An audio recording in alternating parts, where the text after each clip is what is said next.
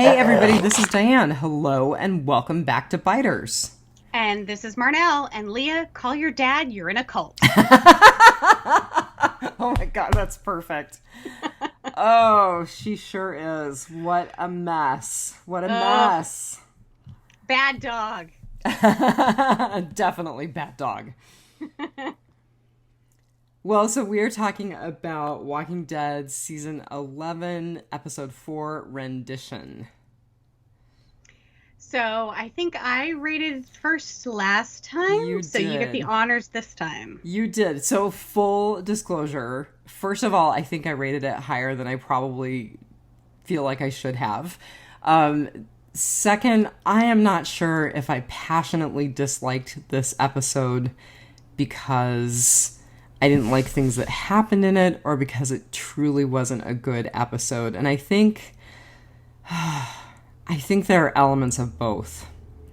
There are definitely some things about this episode that bothered me above and beyond plot devices that occurred. So what was your rating? Oh, yeah. So you want to know what I rated it? Okay.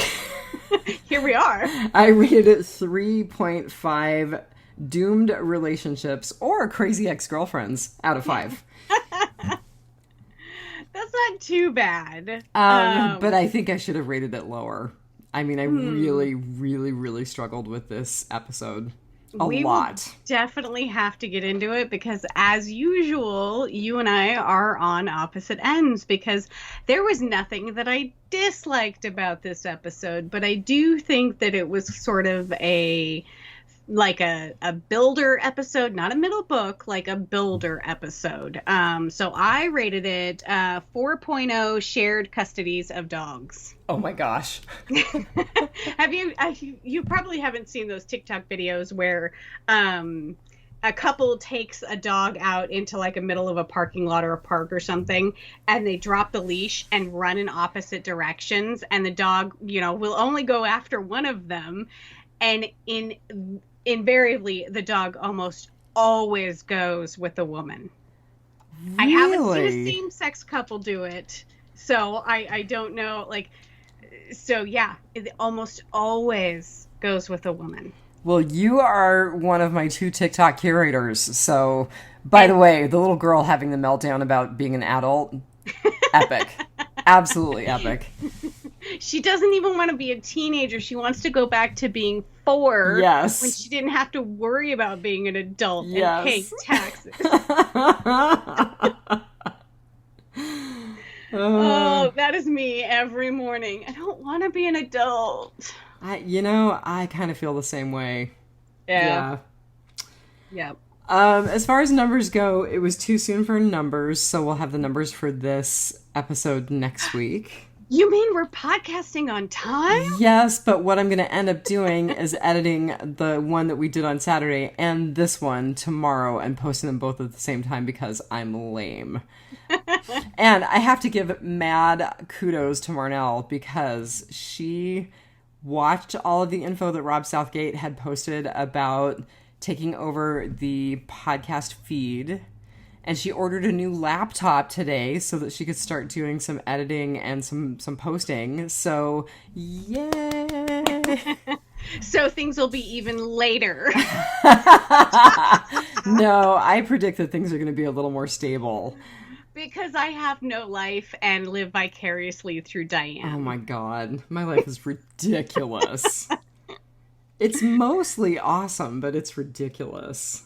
It's a roller coaster. It's been a roller coaster for months, and I'm not quite sure that the roller coaster is going to settle down anytime soon.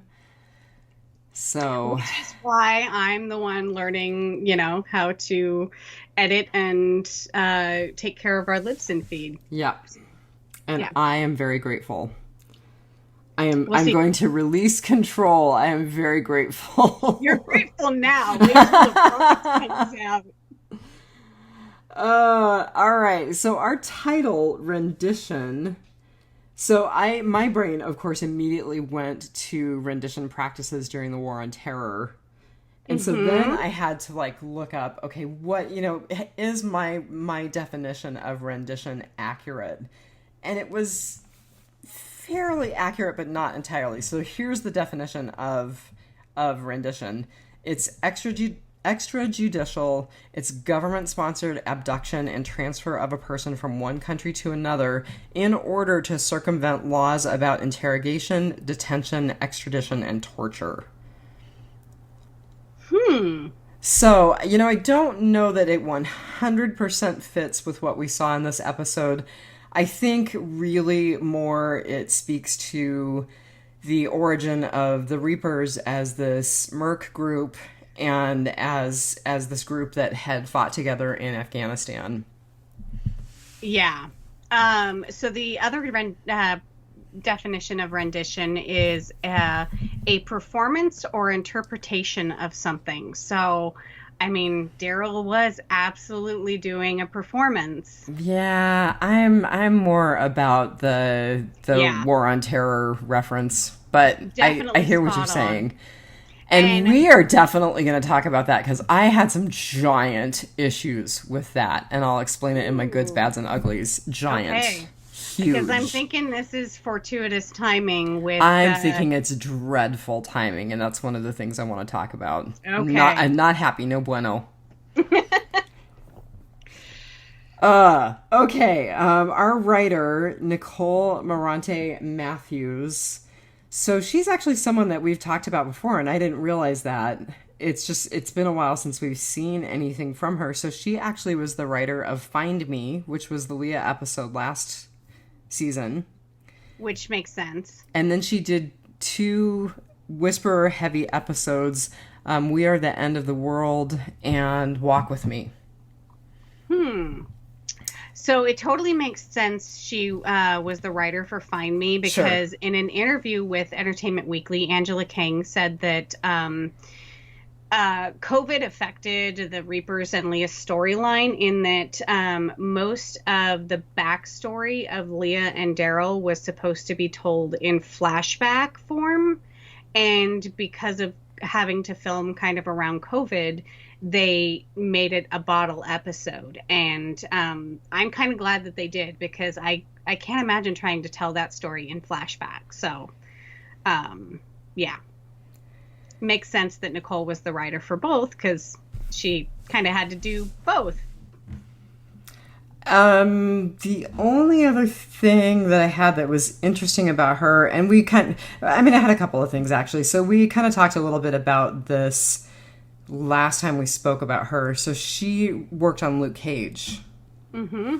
And she also has done some Law and Order, Criminal Intent, and some NCIS. Mm-hmm. Here was the thing that was kind of cool, and I can't remember if we talked about it last time or not. So she was born in Seattle and graduated from Wazoo in at Pullman with a degree in journalism. The reason I thought it was cool is that I was just reminded yesterday that JDM is a Seattle kid because he was so excited about the Seahawks playing yesterday. Oh, I did not realize that. Yeah. Huh. So I tweeted at him. I was like, JDM, come on, what about the Kraken? Which is the NHL expansion team that's going to start playing in Seattle in a matter of like 2 weeks. Did you ever think your sister would talk about hockey? No. Yeah, me either. I mean, it's not technically sports ball, but it's sports. It's, I have a hot date for some Kraken games. Unfortunately, not in person because it's too complicated to get back and forth for just a game. But right. Anyway, yeah, the Kraken. If people want to follow the new Seattle hockey team, yeah. That's cool. Here we are. Our director is the same director from Hunted, which we talked about a couple of days ago, and I will post most likely at the same time I post this. So I'm not going to say anything other than he has worked on a bunch of really cool stuff. Mm-hmm. And Hunted was his first Walking Dead universe directing. So I highly encourage people to at least listen to that little segment of Biters so you can hear about other stuff that he's worked on. Super interesting guy. Yeah.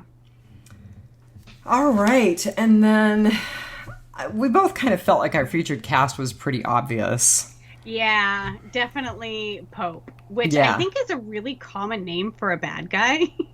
Oh, how funny. I tried to look up villains named Pope, but I just came up with bad popes, Oh my gosh. Popes that are villains. like the Borgias. Yeah, Oh my yeah. gosh. That is so funny. So of course, Richie Coster plays Pope, And I bet and you know him from other stuff. I know him from a ton of other Yes, stuff. I figured you would. So I do have to start by saying that I think his IMDb is a bit wonky, because he was born in 1967 and it says that his first acting credit it was in 1956. Oh my So gosh, I didn't even look at that. That's so funny.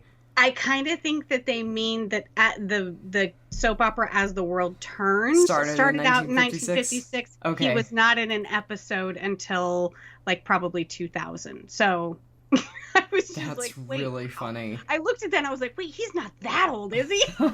He's only 3 years older than me, man. He's not that old. But the other wonky thing about his IMDb profile is it does not mention that he got a speaking role. His start was a speaking role on the British soap opera EastEnders. So we've seen a ton of Walking Dead universe alum from EastEnders. And didn't we also have some Preacher alum from EastEnders, or has it all been Walking Dead people? You know, it's so hard to track at this point. It is, yeah. EastEnders has probably been on as long as the world turns, so I think anybody with a British accent has probably had a speaking role on it. Oh my gosh. That's funny. So, yeah, that's actually where he kind of got his start. And some of the stuff that I read said that he was kind of discouraged with acting over in Europe, and he moved to New York with his wife. And he had sort of a fortuitous encounter with somebody that got him acting on stage. And so some of his stage roles included, now I can't find them, of course, let's see. He was a policeman on a Broadway production of Wait Until Dark. He was a replacement and standby and an understudy for 3 other characters in the same play. So 1998, that's kind of, where he sort of got his start. And he went on to go on a couple of off-Broadway, The Train Driver, Hamlet, and Cyrano. But those were later. Those were after his movie and television career started. So I think kind of the first bigger things that he was in was Rear Window, but it was a TV movie, Rear Window. But that's a Hitchcock property, right? It is. Okay, that's what I thought. Then like, I've never been into Hitchcock, so. Oh, yeah, I like some of Hitchcock's stuff, but I'm a horror fan, so. Right. The Thomas Crown Affair, of course, was kind of a bigger movie. I missed that on his IMDb list. Yeah. I find it interesting. He was in a series called FX The Series, and he played a character called Jimmy Hickman, and the episode title was Reaper. Oh, how perfect is that? Right? How crazy. So he was on every single iteration of Law and Order. Right? I was shocked at that. I was like, man, there's not a Law and Order that this guy didn't touch. Right? Law and Order, Special Victims Unit, Law and Order the OG, Law and Order Trial by Jury, and I think there's one more. I think Law and Order Criminal Intent at some point. I can't find it, but I'm pretty sure he was in there because I know he's SVU. Oh, okay. I thought and Criminal Intent. Yes, you're right. Yes, because I saw that he worked with Vincent D'Onofrio, so I was like, that has to be Law and Order Criminal Intent. He was also in an episode of NCIS and CSI, so we talk about those a lot because it seems like everyone in acting at all ever seems to have either one of those 3 credits.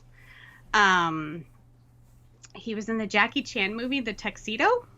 That was kind of a bigger Jackie Chan movie in the early 2000s. I missed that on the list too.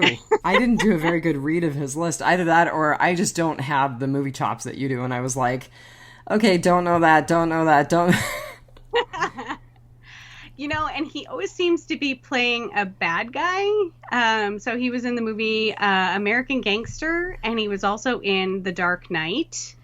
And in The Dark Knight, he played the kind of henchman that goes in with the Joker, and that's Heath Ledger as the Joker, which, is the best Joker.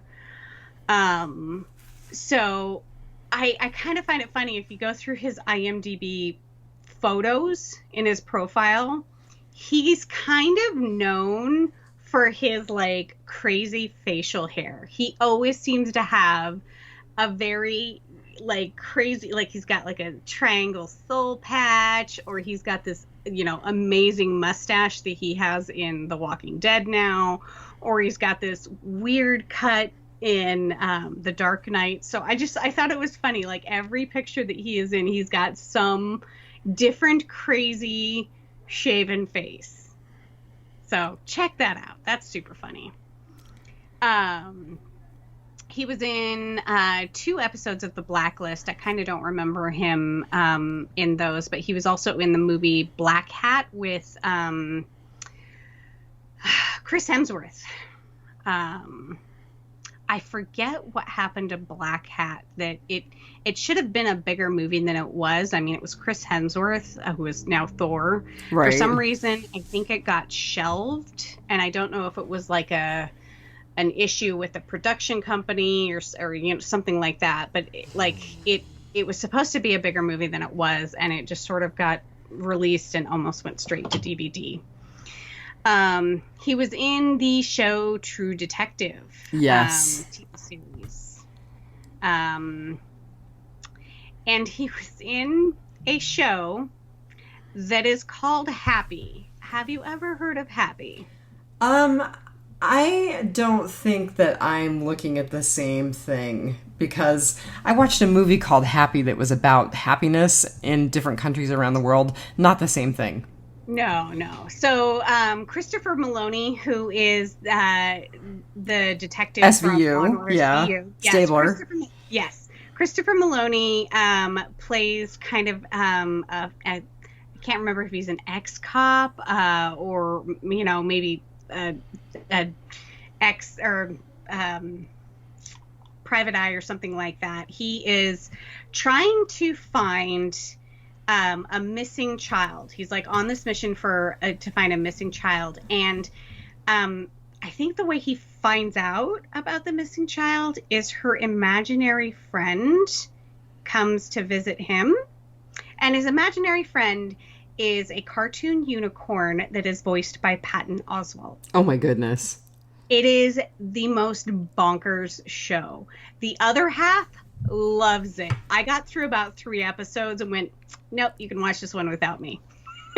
And what is Richie Coster doing in this series? He plays Francisco Scaramucci / Mr. Blue. So, again, another bad guy. Oh, how funny. That's funny. I had a boss named Anthony Scaramucci. What? Yeah. No way. Yes. That's crazy. He was a bank manager. That is completely crazy. Yeah.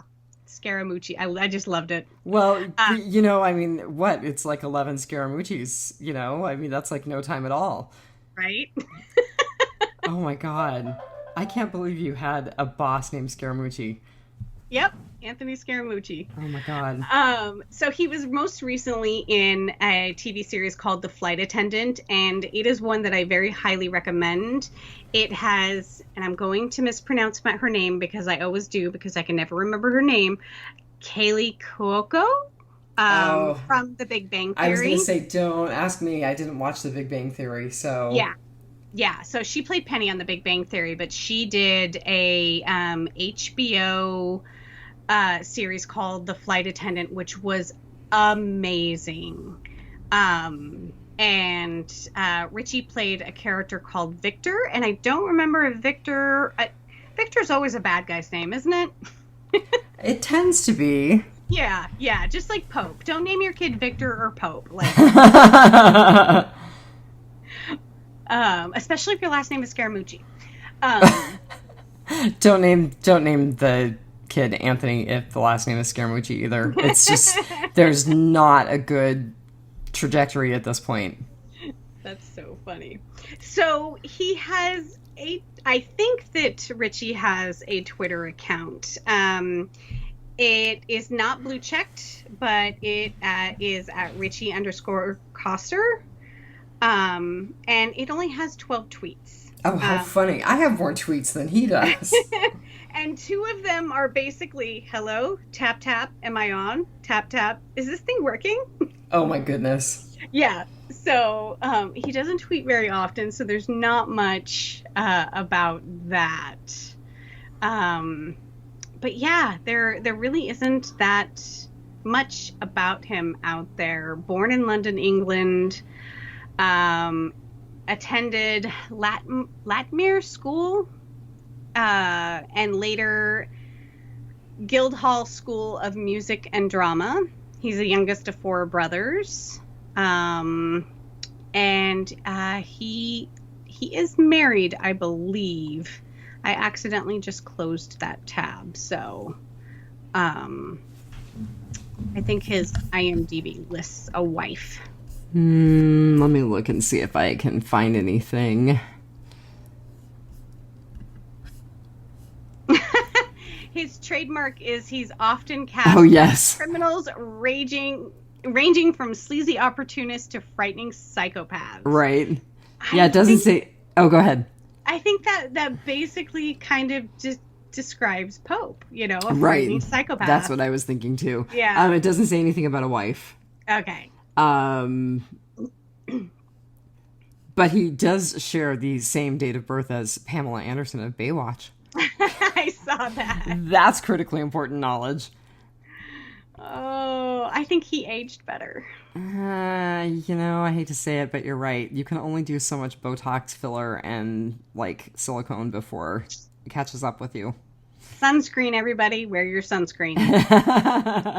So that is our featured cast member, Richie Coster, a.k.a. Pope, who is going to be our final season's big bad, I think.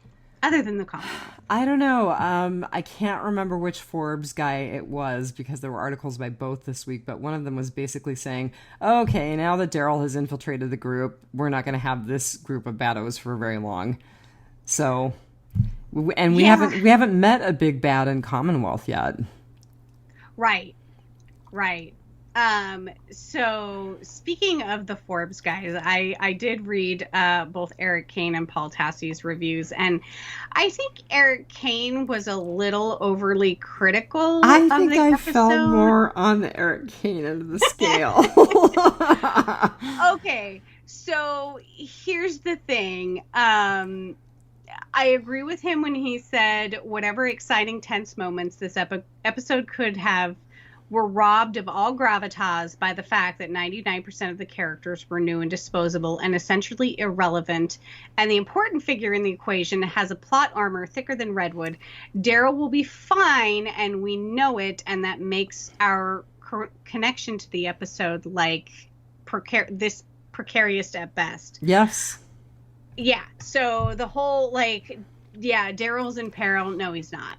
But he later on says introducing new villains so late in the game is making them count, and making them count requires a level of craft that the current show writers and producers clearly lack. Both the Reapers and the Commonwealth, which we'll get more of next week, feel cartoonish and shortcoming. That's all that more apparent of 1.5 seasons of the ghoulishly implausible Whisperers.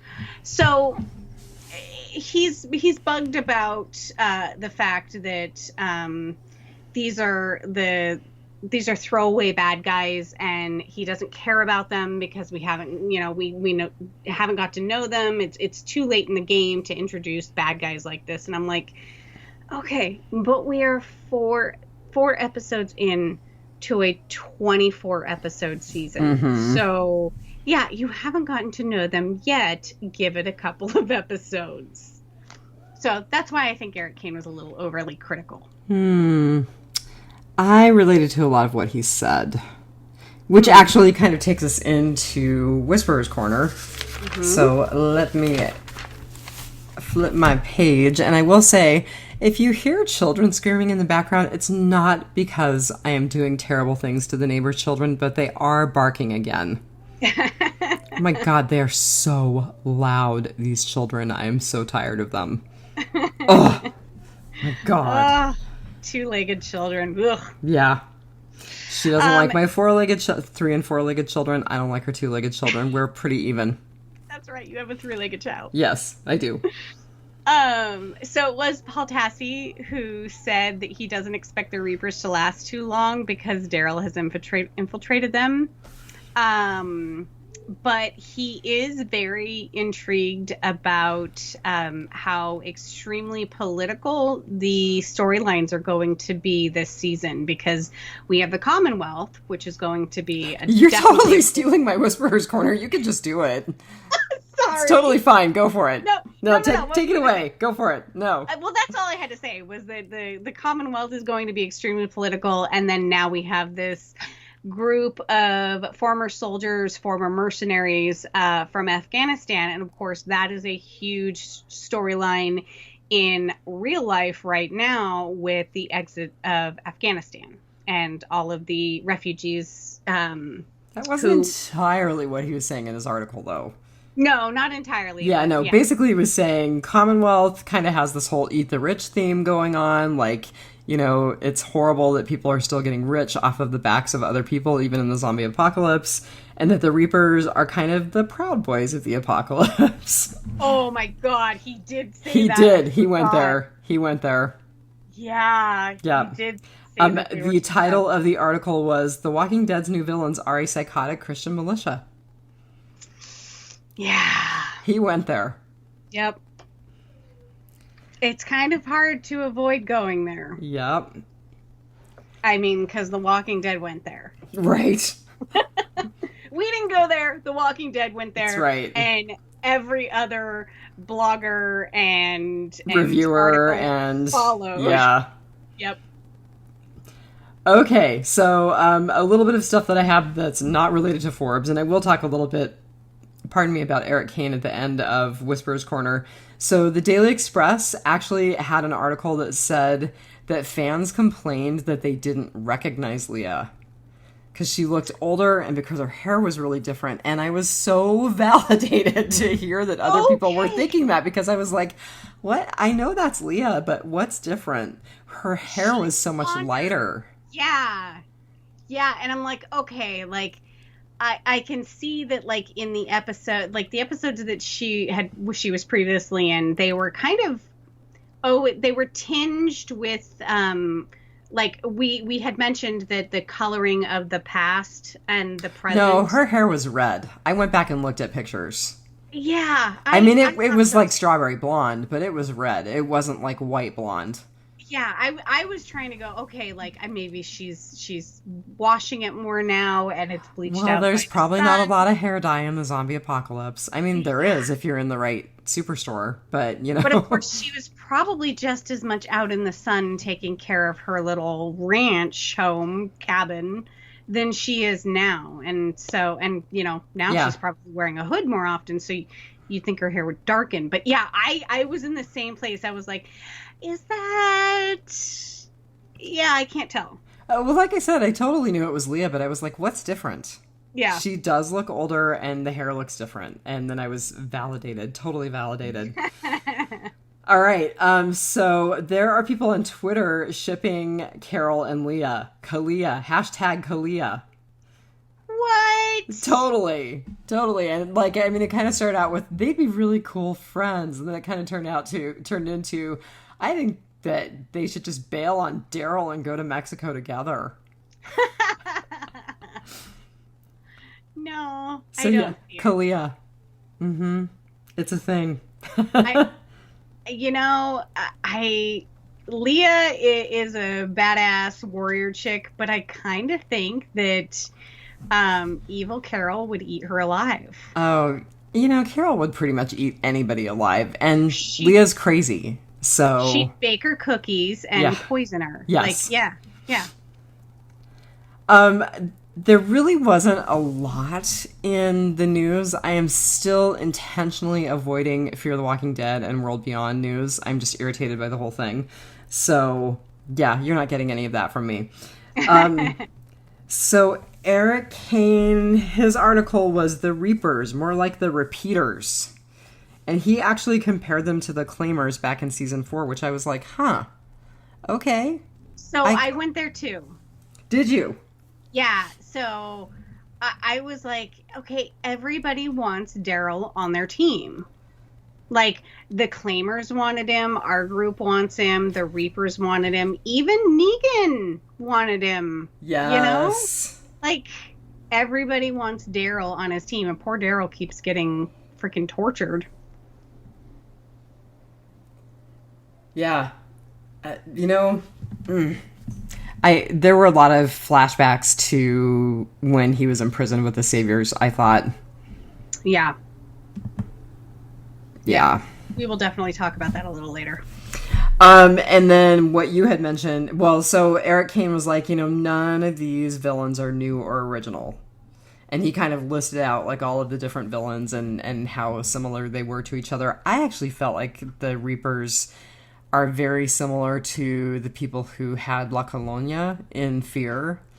Because of the religious overtones more than anything. Yes, I did not think of that. That's a very good point. Yeah. I didn't even think of Fear. I was trying to stay with Prime and think of, we've never had a religious cult like this. It's always been... Yeah, we have. It just was on a different show.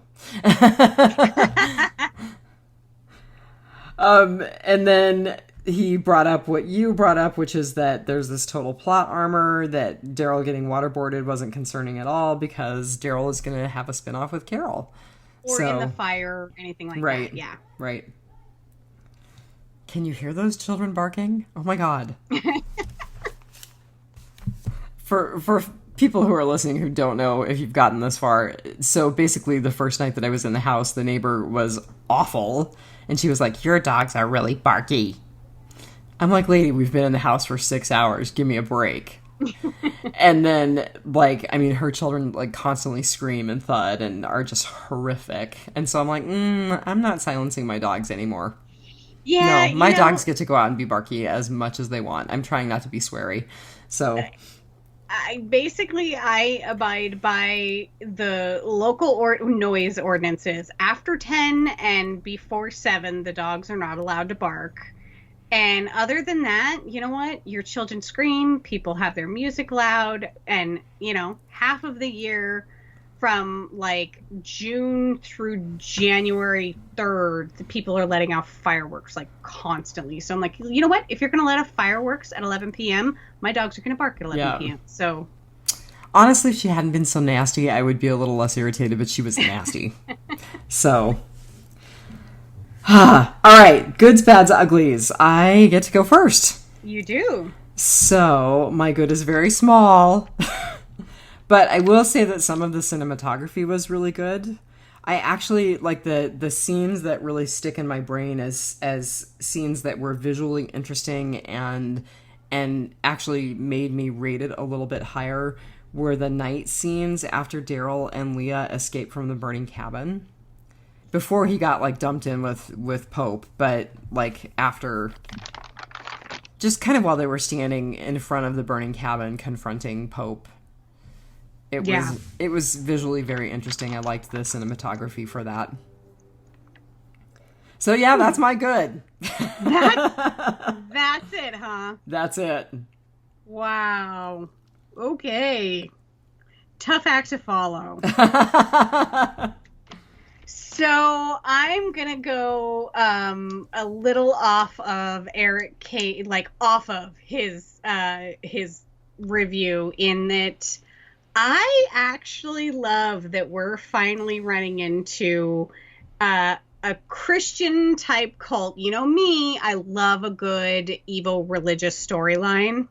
And this is nothing against Christians. This is against people who are fundamentalists, who think that they were forged by fire and ordained by God to be the one. You know, this is more of the healing preachers, the prosperity preachers, the people who, like, you know, handle the snakes to prove their faith and things like that. It's just, it is so beyond what I think that I will ever understand about people's faith, that I what's funny is I actually just binged a television show. I think it was like I think it was on Hulu.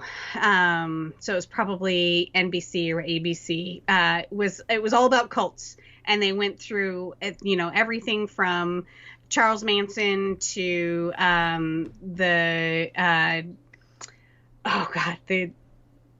the Hale Bopp ones. Oh, the Heaven's Gate. Yes, yeah. The Heaven's Gate cult. Like they went through all, like, a bunch of the cults. They skipped Jim Jones for some reason, but he's overdone anyway. How do you skip Jim Jones? Right? Maybe that's season 2. I don't know. But I always just find cults so interesting, and like it. Yeah. So I absolutely love that we are finally going somewhere where, you know, because that's totally what you would see in an apocalypse, is the death cult in Fear the Walking Dead. I didn't even think about that, but you would have preachers talking about the end times and the 300 years or whatever of suffering. But we're like 10 years in, man. The end times have happened. It's ended.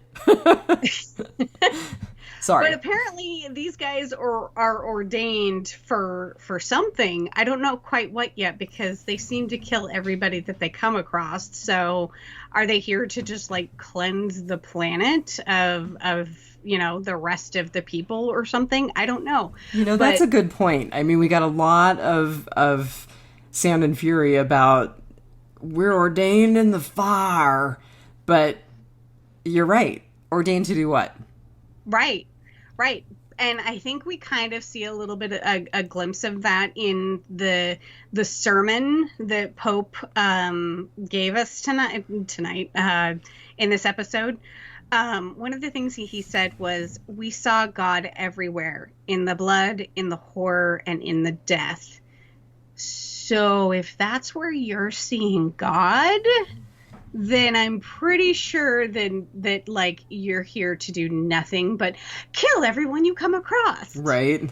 And so, you know, and I, other than it being, you know, Leah vouching for him, I don't know why they're keeping Daryl, because he's kind of an outsider, you know. And yeah, I'll talk about, like, the whole willing to sacrifice Leah in a minute. Okay. But that was my good, is I love that we are finally doing a legitimate religious cult. I mean, you could say any of our followers were following a religion, but not a mainstream one. I mean, I don't think wearing the dead's face, you know, like, they weren't worshiping a god or the god or anything like that. Neither were the wolves, neither were the saviors, neither were the termites, you know, none of those people.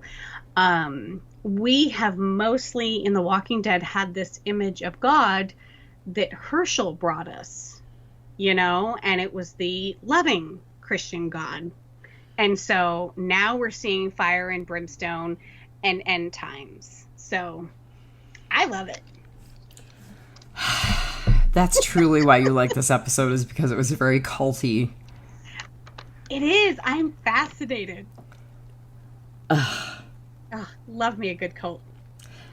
All right. So my bad was also fairly small because I'm saving it up for my ugly.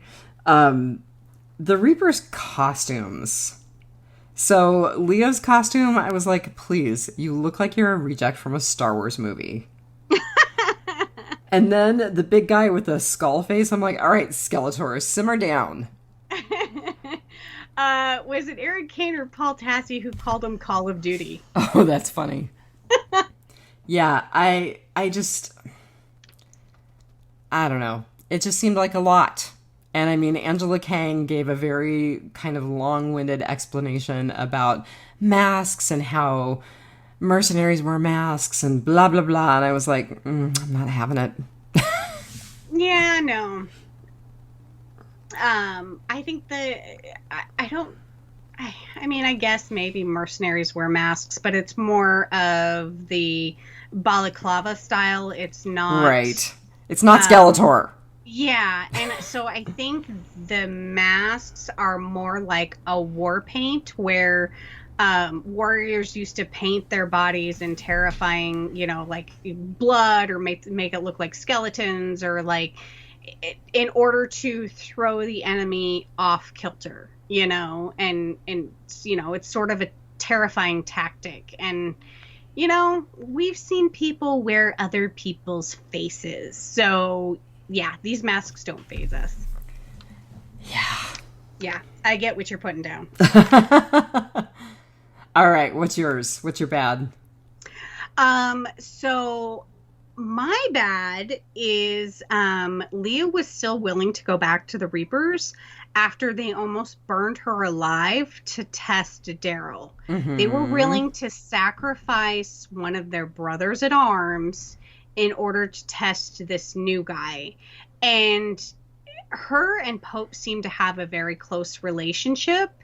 And if other than the whole, like, she's brainwashed and she's in a cult, I'm like, dude, they were going to kill you if you were going to die if the new guy didn't live up, and they were testing the new guy, so they didn't think he was going to live up. So you were going to die, and you all of a sudden just turn around and do it wasn't Semper Fi. It was, it was, I've got it written down. Sorry, yes, FS. Fortuito Salutis. Fortutus Salutis. Yes, you Fortutus Salutis. Which sounds very Dr. Seussian. I was actually thinking it sounded kind of vulgar, so. So, I mean, unless she was like in the moment where she's like, oh crap, I gotta like stand with my cult, otherwise they will kill me, because apparently Pope is very ready to kill people who turn their back on their brothers. And she probably knows it. So I'm just like, wow, like, girl, you're in a cult. Call your dad. Like, you're brainwashed.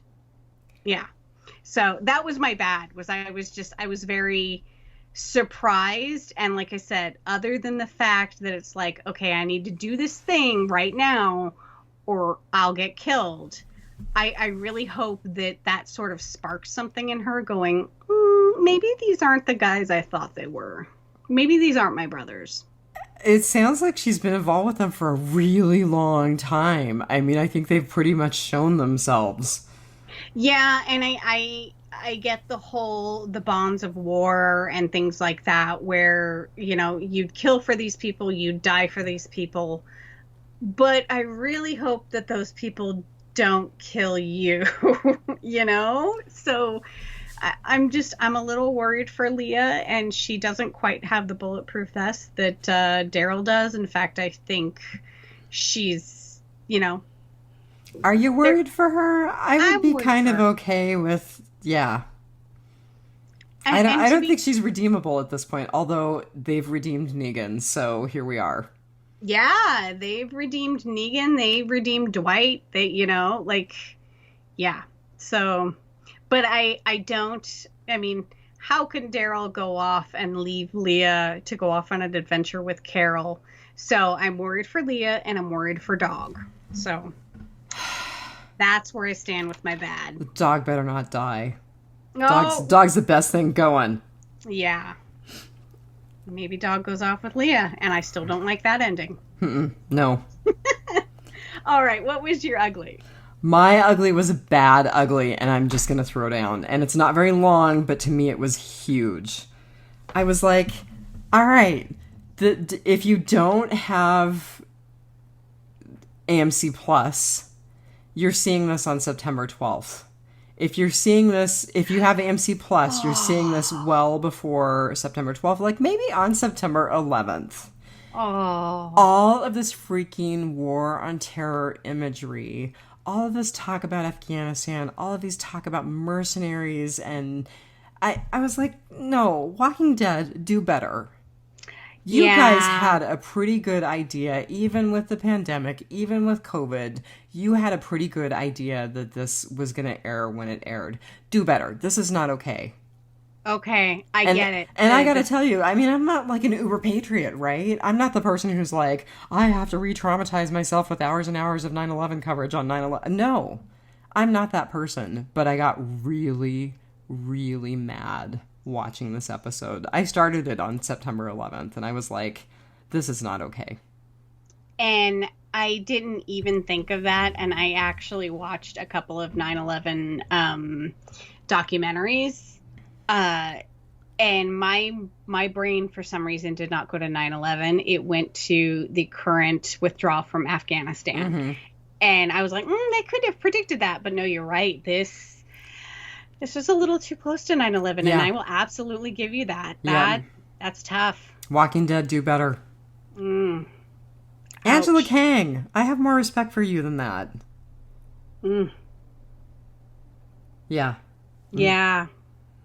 I think we could have flip-flopped this episode maybe with next episode, because these are sort of bottle episodes with our characters. I think next episode we're getting more of Maggie and Negan and more of the Commonwealth stuff. So I think you probably could have flip-flopped these episodes and still had it all make sense.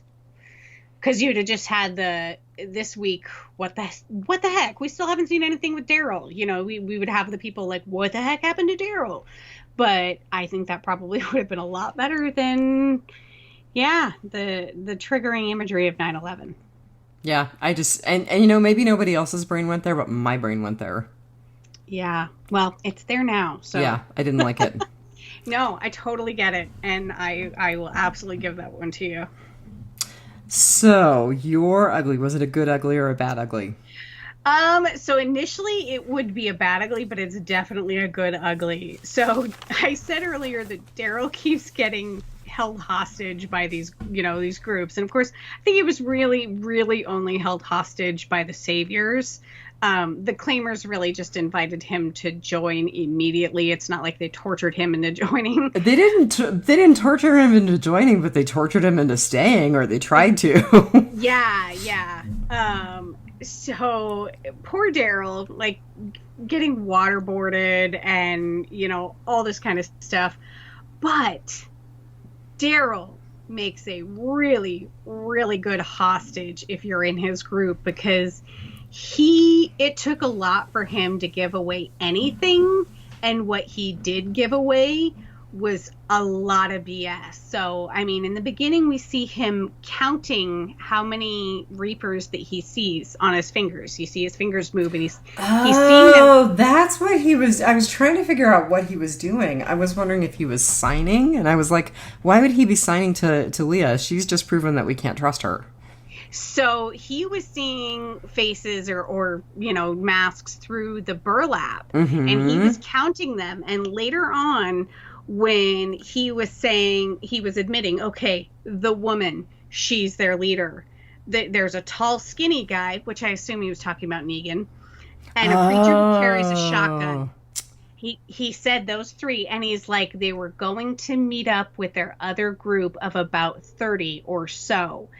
And that's double what Leah's group is. Right, double the 15 that you've got. Yep. Yeah. Exactly. And so he was very, very strategic in what he said. And he totally was like with the other guy, man, I don't give a crap about you. Don't talk to me, do you understand me? He is the perfect hostage. I love it. I love you, Daryl. My God. Have I changed your mind about the show yet? No. Not this episode. No. All right. Darn. So I'm going to be skipping all around in rotting potpourri, but your comment kind of led into this visual image for me. So the image where Leah is like down on her knees and you think she's going to clean Daryl's arms and clean the blood off of him, and then she starts like suffocating him with a wet rag, and then we go to the waterboarding. Oh my God, that was horrible.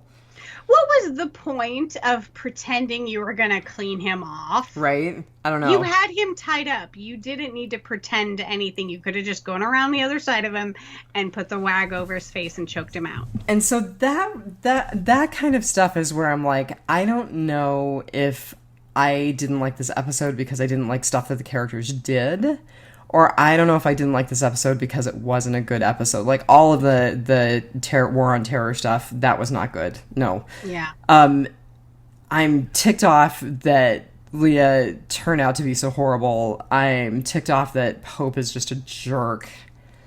I mean, I didn't like any of the characters. And I mean, we're not meant to, right? I mean, we were made to like Leah last season. Those of us who were like, oh my God, and myself included, Daryl's got a relationship. Daryl's got a love interest. You know, oh, how tragic. He lost his love interest. Yeah, we were made to like her. I didn't like any of the other people in the group. Yeah, I don't think we're supposed to, though. Yeah, I mean, we're not. I mean, these, I agree with Eric Kane that these are absolutely going to be throwaway bad guys. I don't think any of them are going to stop drinking the Kool-Aid and come over to our side anytime soon. So they're probably all going to die. I don't know. I think Bossy would have stopped drinking the Kool-Aid if he still had a throat.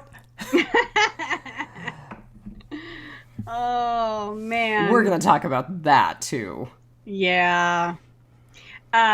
So there's actually a really good article by insider.com that points out 10 things you may have missed in this episode of The Walking Dead. And a couple of really good ones were in the episode where Daryl meets Leah. She's first pointing a shotgun at him. And then we see that later when she takes off her mask and everything.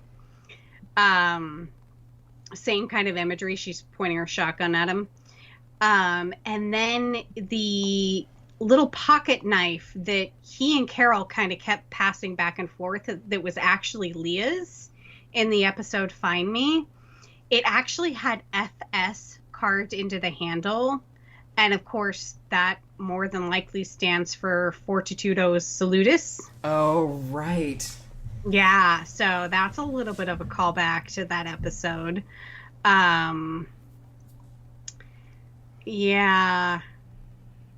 Oh, and so it has been pointed out by Angela King and this article on Insider, that Leah did not know that they were going to lock them in the room and set it on fire.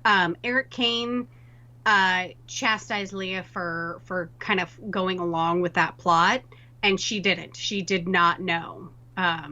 Angela King said so. So. Well, if Angela King said so. And then, of course, all of the Reapers group have the same tattoos because they're from the same, military squad. So the one that we saw on Leah's shoulder in Find Me is on the inside of Pope's forearm. Oh, wasn't that funny? I don't even remember her having had a tattoo in Find Me. Oh, that's funny. Yeah, they have some pictures of it. So, if you want to see the all 10 of them, I would encourage you to go to insider.com and look for the episode. Or look for the article. It's titled 10 Details You May Have Missed on Sunday's episode of The Walking Dead.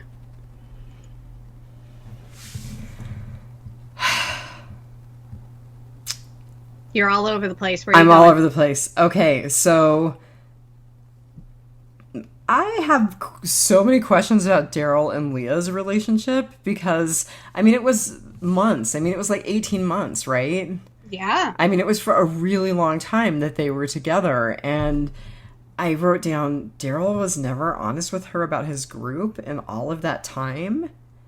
And He's a good hoss. Well, but then he did the whole I never lied to you. And I'm like, yeah, you did. And I like you. You're my favorite character in this episode. What are you doing? You totally lied. I think he's one of those people who doesn't count lies of omission as a lie.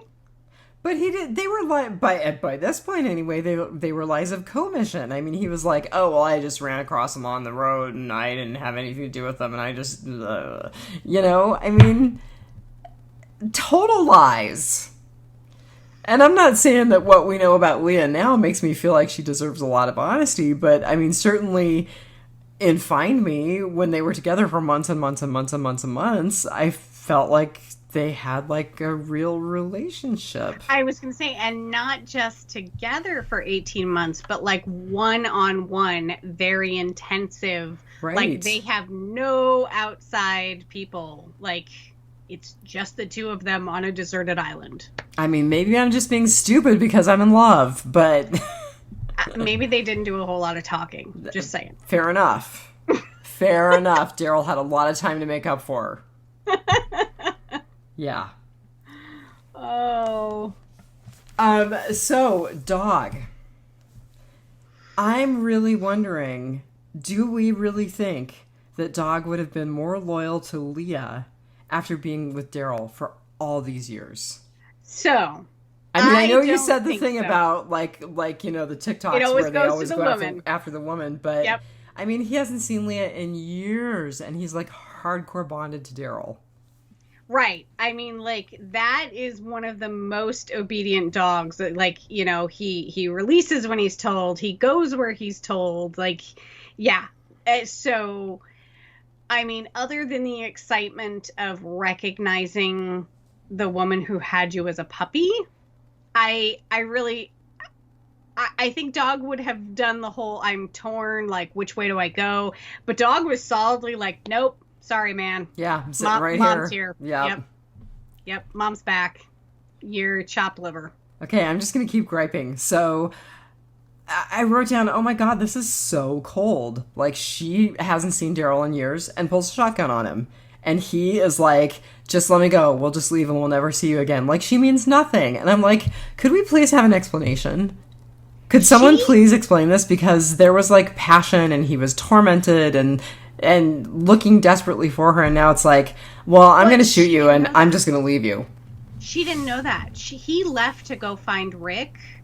And they really left on a sour note. And when he went back to find her, she was gone. And for her, he never came back. And for him, she abandoned Daryl. So, like, they both have a sour feeling from each other. All right. I'll give you that. Okay, good. Did you notice, because you're always the one who's really good about it, and I'm really bad at it, the new stuff in the opening credits? Yeah, so I actually have written down the title card is getting more and more decrepit. I mean, we even saw a piece of it, like, break off. But it's getting more and more crowded. Crowded? Yes, there was new stuff. Well, like vines and blood and stuff. No. Actually, there was actually new stuff. So Dog was in it this time? Oh, Dog's been in it. Oh, has he? Yeah. What about the hanging bodies? Were they in it last time? Hanging bodies. So the way that the Reapers hang bodies from their feet? So that might have been in it from this season, but it hasn't been in it in previous seasons. I don't think it's been in it from this season. It may not have been. I'm just excited that I found new stuff in the title card. Give me that. Give me that. Yeah. I was thinking about the actual title card, not the intro, the title card, The Walking Dead. No. I'm actually talking about the intro where they show the rearing horses. Yeah. No, so actually Dog is in that now, and the hanging bodies are in that now. And in the illustrated one. In it now. Huh? We have the Commonwealth in it now, too. You're probably right. I probably didn't catch that. Yeah, we've got Commonwealth soldiers pointing their guns. I think... Oh, I think you're right. Yeah. Yep. So, yeah, but the title card, and somebody actually has been keeping track of it and posting side by sides on Twitter, of Oh. like, this episode versus the next episode versus the next episode, and if you pay attention in this episode, you actually see a little piece of, I think it's the E or the A in Dead, kind of break off and pieces kind of fall away. So I think by episode 24, that thing's going to be gone. That would actually be kind of cool. It would. Okay. I'm going to get a little controversial here. So I would just like to say to all the people who think that they cannot wear a mask, the Reapers are not only wearing the buffs over their nose and mouths, they are wearing a full mask over their face. Oh my god, you're so funny. Running around in the heat, so you can wear one for 20 minutes in Safeway. Oh my god. I would venture to guess that most people who have those opinions are not listening to our little tiny show about The Walking Dead, and they're probably not watching The Walking Dead. They could probably learn a little bit from The Walking Dead. Yeah, probably. And I had seen it pointed out someplace else that, soldiers fighting overseas in wars and stuff are wearing all of this gear and, masks on their face. And a lot of the times it's, to keep sand and stuff out. And, they're carrying around, 100 pounds of gear or whatever. And they're just fine. They're not breathing in their own CO2 and dying. They're not getting thrush from breathing their own way. I don't know, it's fine. You'll be fine.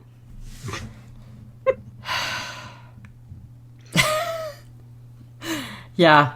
I follow a lot of healthcare providers on Twitter now, and somebody was like, the apocalypse, and I was like, I know, I wanted zombies.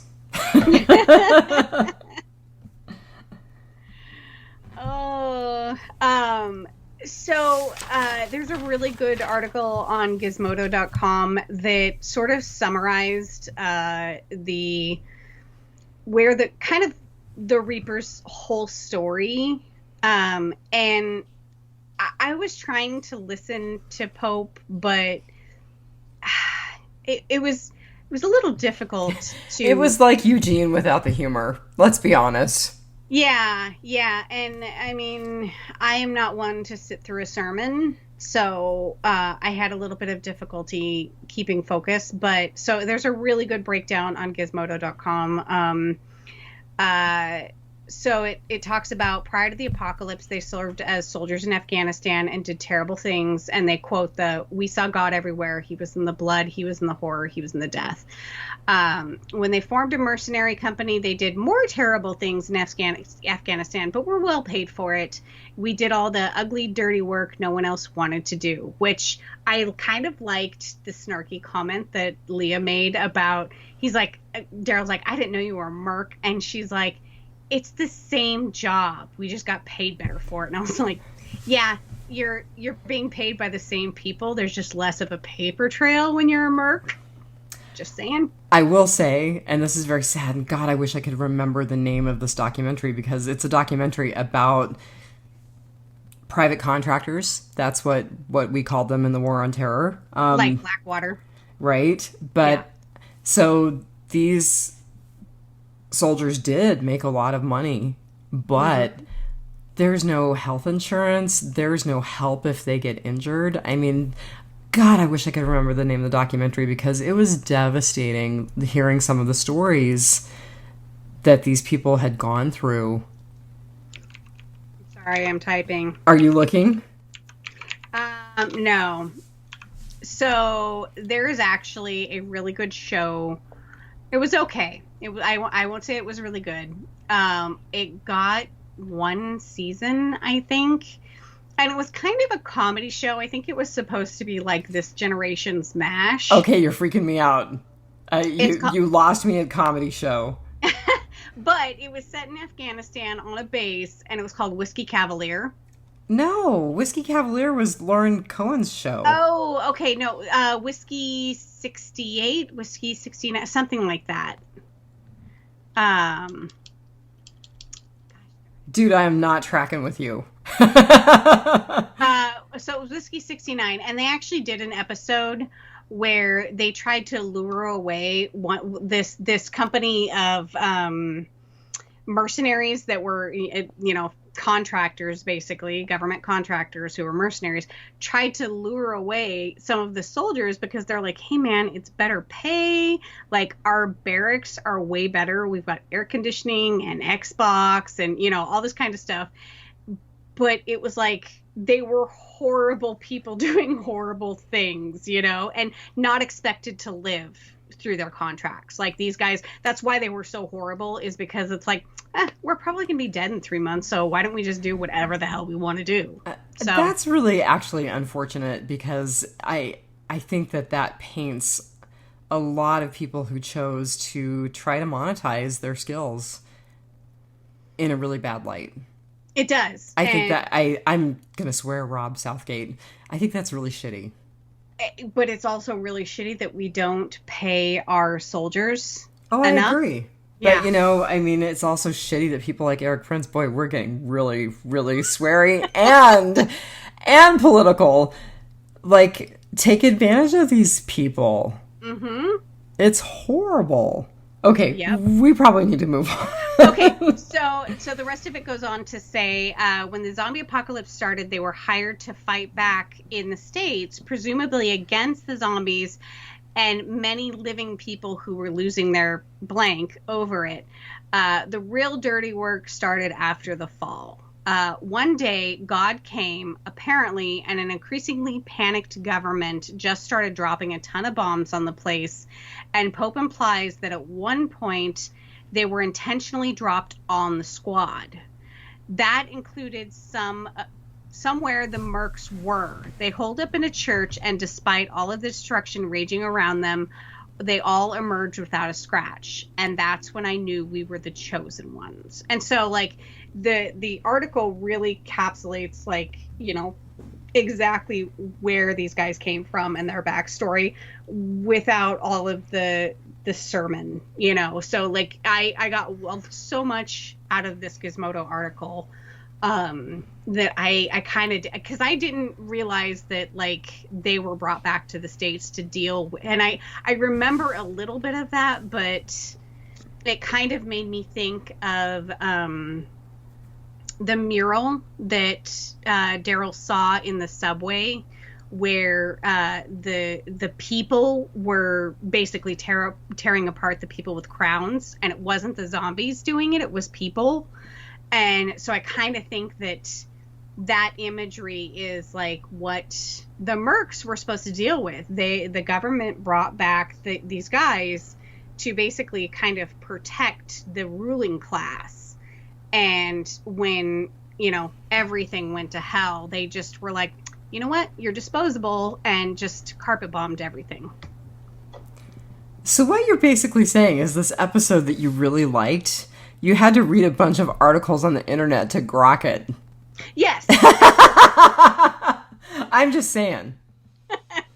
Absolutely. And that was Gizmodo, The Walking Dead revealed the origins of its newest homicidal nitwits. Not my title, Gizmodo's title. Oh my God, that's really funny. So I would have also liked an explanation about why Leah was alone at that house. How did she get separated from her group? Why was she separated so long? It didn't make any sense. So she did touch on why she was separated in the Find Me episode, and for the life of me, I can't totally remember what it was. But she did touch on it, and that actually may be a victim of how they kind of had to edit that. That wasn't supposed to be an episode. They were supposed to tell her story, her and Daryl's story, in a flashback. And so that might have been a victim of editing, but I don't think it is entirely clear why they were separated by so much. Because, you can only go so far, or you would think a squad like that would have a rendezvous point. If we ever get separated, go back here, find your way back east, whatever. I think that is totally legitimate. They would have plans. They would have something figured out. Points for using a rendezvous point. Sure. Absolutely. Who was the other prisoner? I mean, obviously he was somebody from, like, our group, but who was the other prisoner? And by the way, he had pneumonia from being waterboarded, and he's going to die. Oh my goodness. Did you listen to him? He totally sounded like he was going to die. Yeah, I didn't catch that. Yeah. Let me see if I can find really quick who that was. I really do not like IMDb's changes to their I was website. going to say they've changed things a little bit, and I don't like using the app. I have the app on my phone, but I don't use it. Yeah. The app is actually slightly better, but I have figured out that in the app you have to change some settings around. Like if I'm looking at somebody's like acting credits, it will only show the things that have been released so far as their acting credits. You have to go in and change a setting that says all in order to see the things that aren't released yet, and things in like post-production and pre-production and all of that. Interesting. You know, usually my cheat code is to go to the photo gallery for the episode and see if I can find a picture of the character that we are talking about. And if you click on it, it gives you the actor's name, because it's kind of hard sometimes to tell which actor it is from their IMDb profile pictures because they look so polished in them. Right. But I am not seeing who this was. Yeah, no telling what happened to that guy. Is he still in a cell, or did they waterboard him to death? Did he die of pneumonia? Died of pneumonia. Oh. Yeah, I'm not seeing who it is. Okay. So this was really where I started to feel like there was a callback to Daryl being imprisoned by the Saviors. And there was particularly one shot where he was kind of in the light, but it showed like the concrete cell. And I was like, that could even be the same cell from the Saviors. Oh, that's funny. Yeah, I was going to ask you, so what is a worse torture? Being waterboarded or listening to Easy Street and eating dog food sandwiches for weeks? Oh, in all seriousness, I mean, if you're going to ask me, it's being waterboarded because you're being drowned. Yeah, I would have to say that. As a severe asthmatic, not being able to breathe is terrifying. So, yeah. I have so many notes. Oh my god. Do you? I am all out of notes. Are you all out of notes? Okay, let me keep. Yeah. So there was one point where the lights were flickering, and I was like, oh my god, the lights are flickering because they're using electricity on somebody. This is deeply effing disturbing. Oh, I didn't even think of that. Oh, and then I was just furious when they that was like when they were leading into the whole, like, they're going to roll out Pope, and we're seeing that it's actually a religious cult, and I just wrote, yuck, yuck, yuck, in huge letters across my page. I was so mad that they turned it into a religious cult. And then, though, I thought this was interesting. So there's a point where Pope says, God is here, which is the complete opposite of what Gabriel said in the last episode. Right. You're right. Huh. Okay, and now it leads to another one of my questions about Daryl and Leah's relationship that developed over the course of many months. How did Daryl never have a clue that she was a religious zealot?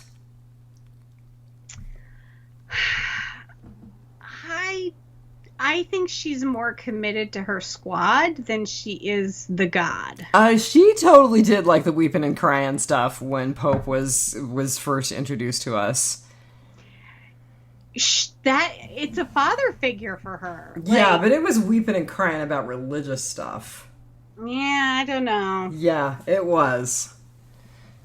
I mean, it's one of those things. The show that I was watching, the a couple of the cults, the children were actually born into the cult, so they were raised their entire lives in these cults, and it wasn't until they, became about 16, 17, 18 years old where they had exposure to the outside world or people from the outside world, in that, like, it sort of broke the spell because they had, outside exposure. They knew there was something beyond the cult, and I kind of think that maybe Pope's hold on her was lessened in the 18, I mean, because she was like a total isolationist, so, and she was very resistant to Daryl, but like when they kind of got going, I can see that less, but like once you're back in, like, you're in it for good.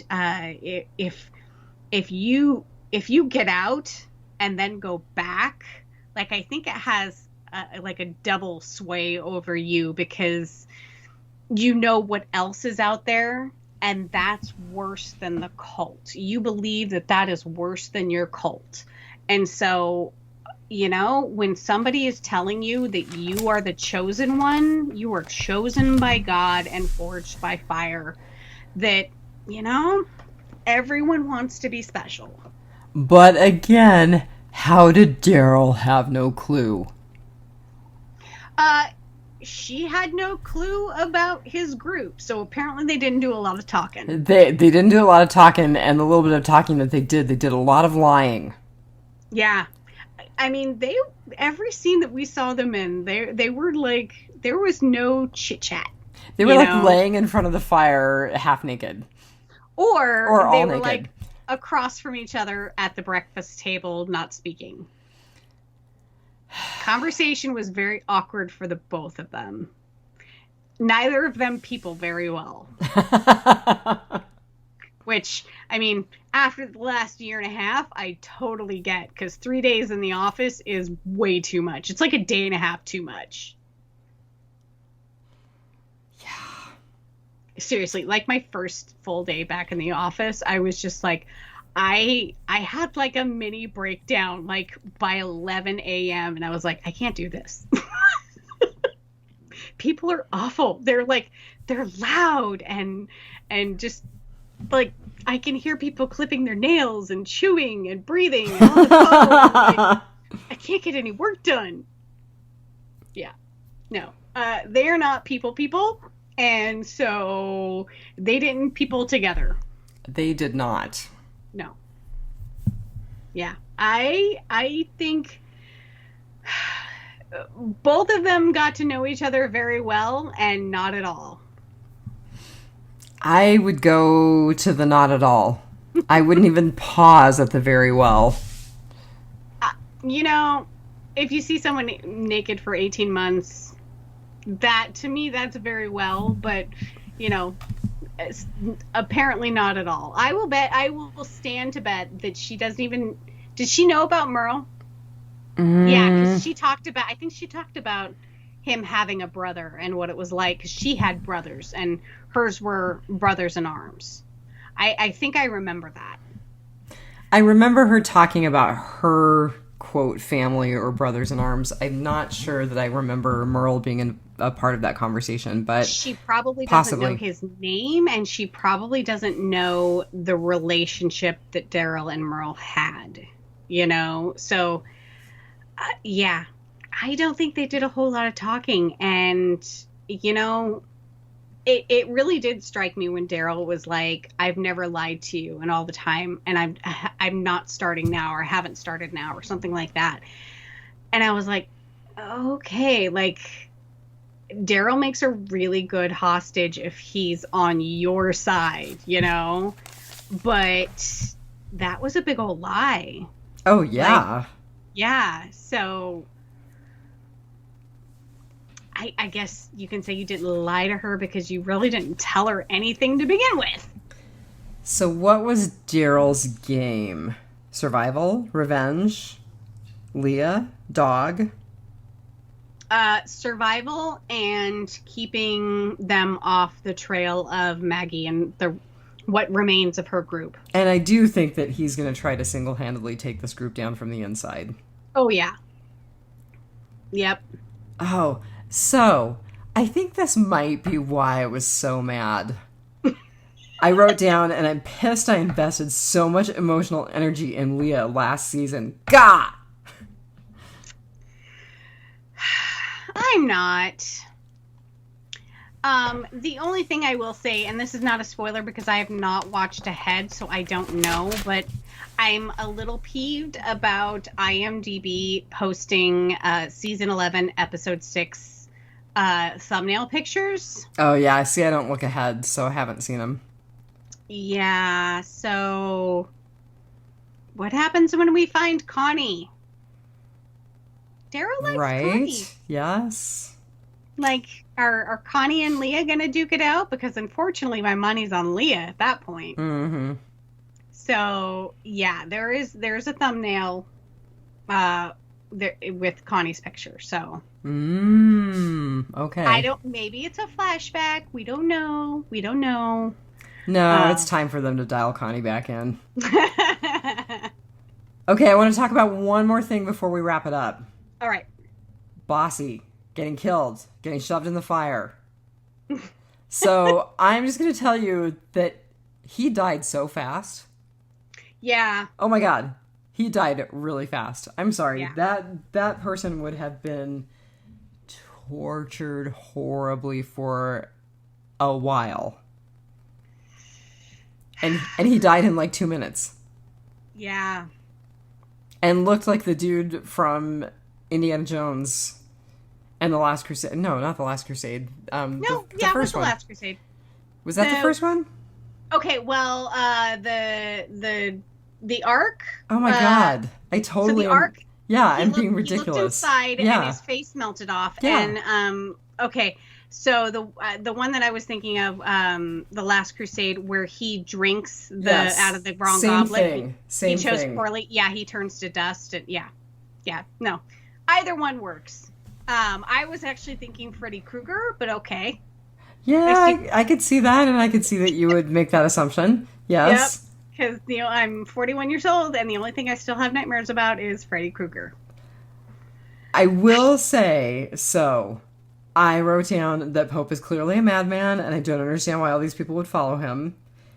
And in that moment, when Daryl is kind of like, they keep panning over to his face, and he's kind of got this like, oh my God, look on his face. I was like, in that moment, he thought, Leah, I can't love you. Yeah. Like, any chance of that being something that could happen again, gone. Okay, I do have to say, though, she did look a little bit shocked at Pope's behavior there. She did. Like, she did. You know, that came to a total surprise as her. That was more surprising to her than them trying to kill her to test Daryl. Like, she was more upset at Bossy getting shoved in the fire than like, oh, you tried to kill me with, by burning me alive? Okay. Yeah. So, I mean, there may be hope for her, but hey, it's the Daryl and Carol spinoff, not the Daryl and Leah Carol spinoff. Right. So, I mean, even Dog isn't in that title, so maybe Leah pieces out with Dog. Oh, yeah, you're right. The Dog does not have any plot armor. Yeah. I mean, they're going to go on a motorcycle thing across country, so unless one of them has a sidecar with Dog in it, he's not running along those motorcycles. No, he's not. Good point. He's getting a little gray around the muzzle anyway, so... I think he's going to peace out with Leah. Yeah, if she lives. I think that was the foreshadowing of Dog staying with Leah. He'll give her that. Bold prediction. Probably will happen. I don't know. I kind of think she's going to die, so I don't know. Yeah, I do too. Well, what else you got?